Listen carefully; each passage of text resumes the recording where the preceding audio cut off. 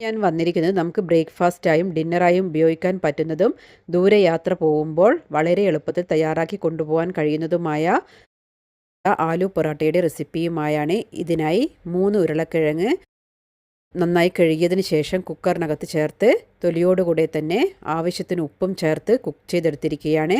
അതിൻ്റെ തൊലിയെല്ലാം കളഞ്ഞതിന് ശേഷം ഞാനിവിടെ ഒരു പ്ലേറ്റിലേക്ക് എടുത്ത് വെച്ചിട്ടുണ്ട്. പിന്നീട് ഒരു പ്ലേറ്റും അതുപോലെ ഒരു ഗ്രേറ്ററും എടുത്തിട്ടുണ്ട്. ഈ രീതിയിലുള്ള നീളത്തിൽ ഉള്ള ഒരു ഗ്രേറ്ററാണ് ഞാനിവിടെ എടുത്തിരിക്കുന്നത്. ഇനി നമുക്ക് ഈ ഉരുളക്കിഴങ്ങ് നമുക്കൊന്ന് ഗ്രേറ്റ് ചെയ്തെടുക്കാം. അപ്പോൾ ഉരുളക്കിഴങ്ങ് ഞാനിവിടെ ഗ്രേറ്റ് ചെയ്തെടുക്കുന്നുണ്ട്. നമുക്ക് ഗ്രേറ്ററിനകത്ത് പെട്ടെന്ന് തന്നെ ഇത് ഗ്രേറ്റ് ചെയ്തെടുക്കാൻ കഴിയും. അപ്പോൾ ഉരുളക്കിഴങ്ങെല്ലാം ഞാൻ നന്നായിട്ട് ഗ്രേറ്റ് ചെയ്ത് ഒരു പ്ലേറ്റിലേക്ക് മാറ്റിയിട്ടുണ്ട്. ഇനി നമുക്ക് ഇതിനകത്തേക്ക് കുറച്ച് ഇൻഗ്രീഡിയൻസ് ചേർത്ത് കൊടുക്കണം. ഇതിലേക്ക് 1 ടീസ്പൂൺ അളവിൽ നല്ല ജീരകവും 1.5 ടീസ്പൂൺ അളവിൽ ചില്ലി ഫ്ലേക്സും ചേർത്ത് കൊടുക്കുന്നുണ്ട്. പിന്നീട് ഇതിനകത്തേക്ക് ആവശ്യത്തിന് മല്ലിയില ചെറുതായി കൊത്തിയരിഞ്ഞത് ചേർത്ത് കൊടുക്കുന്നുണ്ട്. അതിനുശേഷം 2 പച്ചമുളക് വളരെ ചെറുതായിട്ടാണ് അരിഞ്ഞെടുത്തിരിക്കുന്നത്, അതുകൂടെ ഇതിനകത്തേക്ക് ചേർത്ത് കൊടുക്കുന്നുണ്ട്. അതിനുശേഷം ഇത് കുഴച്ചെടുക്കാൻ സൗകര്യത്തിന് ഞാനിവിടെ ഒരു ബൗളിനകത്തേക്ക് ചേർത്ത് കൊടുക്കുന്നുണ്ട്. ഇപ്പോൾ ബൗളിനകത്തേക്ക് ഇത് ചേർത്തതിന് ശേഷം പിന്നീട് ഇതിലേക്ക് 1/4 ടീസ്പൂൺ അളവിൽ മഞ്ഞൾപ്പൊടി ചേർത്ത് കൊടുക്കുന്നുണ്ട്. അതിനുശേഷം ആവശ്യത്തിനുള്ള ഉപ്പ് കൂടെ ചേർത്ത് കൊടുക്കുക. ഇത്രയും ചേർത്ത ശേഷം ഇത് നന്നായിട്ടൊന്ന് മിക്സ് ചെയ്തെടുക്കാം.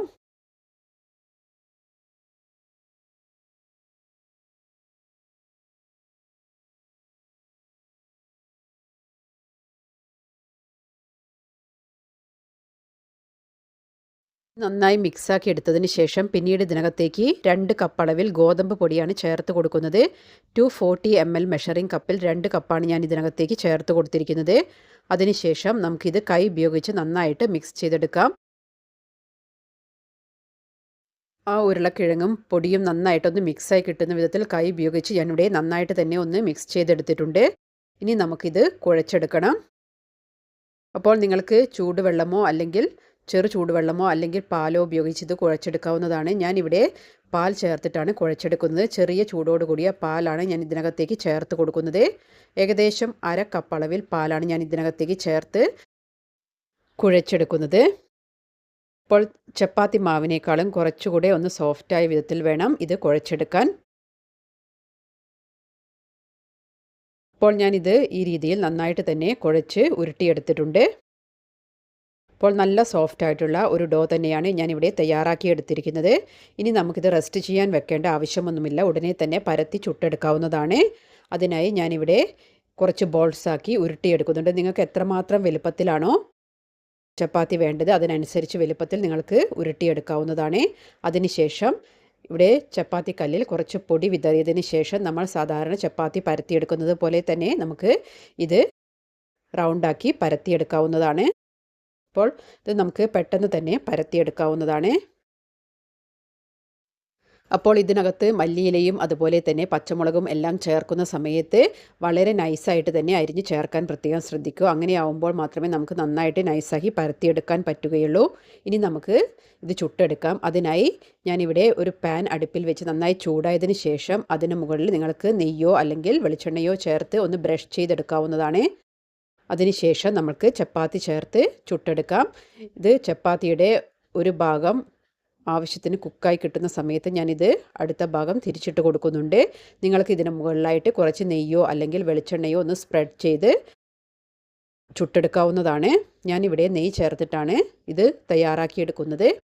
അതിനുശേഷം 2 ഭാഗവും തിരിച്ചിട്ട് ആവശ്യത്തിന് കുക്കാക്കിയതിന് ശേഷം നമുക്ക് ഇത് അടുപ്പിൽ നിന്നും കോരി നമുക്ക് ഒരു പ്ലേറ്റിലേക്ക് മാറ്റി വെക്കാവുന്നതാണ്. അപ്പോൾ ഞാൻ ഈ സമയത്ത് ഇത് ഒന്നുകൂടി തിരിച്ചിട്ടതിന് ശേഷം ഞാനിത് ഒരു പ്ലേറ്റിലേക്ക് ഞാൻ എടുത്ത് വെക്കുന്നുണ്ട്. ഇതുപോലെ ബാക്കിയുള്ളതും കൂടെ ഇതേ രീതിയിൽ തന്നെ ചുട്ടെടുക്കുന്നുണ്ട്.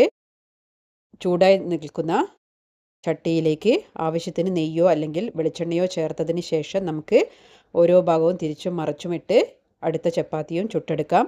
അപ്പോൾ വളരെ എളുപ്പത്തിൽ നമുക്ക് ഉണ്ടാക്കിയെടുക്കാൻ കഴിയുന്ന നല്ല ടേസ്റ്റി ആയിട്ടുള്ള ഒരു ആലു പൊറാത്തയുടെ റെസിപ്പിയാണിത്. നിങ്ങൾ ഇതുവരെ ഈ രീതിയിൽ ട്രൈ ചെയ്തിട്ടില്ലെങ്കിൽ വീട്ടിൽ ഒരു തവണയെങ്കിലും ഇത് ട്രൈ ചെയ്ത് നോക്കുക.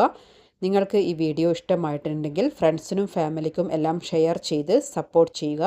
നിങ്ങൾ ആദ്യമായിട്ടാണ് ഈ ചാനലിലെ വീഡിയോ കാണുന്നത് എങ്കിൽ താഴെയുള്ള സബ്സ്ക്രൈബ് ബട്ടൺ ഒന്ന് പ്രസ് ചെയ്തതിന് ശേഷം അതിനടുത്തുള്ള ബെൽ ബട്ടൺ കൂടെ എനേബിൾ ചെയ്ത് വെക്കുക. എങ്കിൽ മാത്രമേ ഞാൻ അപ്ലോഡ് ചെയ്യുന്ന വീഡിയോയുടെ നോട്ടിഫിക്കേഷൻ നിങ്ങൾക്ക് ലഭിക്കുകയുള്ളൂ. അപ്പോൾ ഈ രീതിയിൽ ഞാനിവിടെ എല്ലാ ചപ്പാത്തിയും ഈ രീതിയിൽ തന്നെ ചുട്ടെടുത്തിട്ടുണ്ട്. ഇപ്പോൾ ഇതൊരു കണ്ടെയ്നറിലാക്കി അടച്ചു വെച്ച് കഴിഞ്ഞാൽ നിങ്ങൾക്ക് രാവിലെ ഉണ്ടാക്കി കഴിഞ്ഞാൽ രാത്രിയായാലും നല്ല സോഫ്റ്റോടെ തന്നെ കഴിക്കാൻ പറ്റുന്നതാണ്. അപ്പോൾ നിങ്ങൾക്കിത് കാണുമ്പോൾ തന്നെ അറിയാം ഇത് എത്രമാത്രം സോഫ്റ്റ് ആണെന്ന്. അപ്പോൾ ഒരു തവണയെങ്കിലും നിങ്ങൾ ഈ രീതിയിലൊന്ന് ട്രൈ ചെയ്തിട്ടുണ്ട് അതിൻ്റെ ഫീഡ്ബാക്ക്സ് എല്ലാം കമൻസ് ആയിട്ട് താഴെ അറിയിക്കുക. കുട്ടികൾക്ക് ലഞ്ച് ബോക്സിൽ കൊടുത്തയക്കാൻ പറ്റിയ നല്ല ടേസ്റ്റി ആയിട്ടുള്ള സോഫ്റ്റ് ആയിട്ടുള്ള ഈ ആലു പൊറാത്ത നിങ്ങളെല്ലാവരും ട്രൈ ചെയ്തിട്ട് ഇഷ്ടമായിട്ടുണ്ടെങ്കിൽ ഫ്രണ്ട്സിനും ഫാമിലിക്കും എല്ലാം ഷെയർ ചെയ്ത് സപ്പോർട്ട് ചെയ്യുക. Thank you for watching.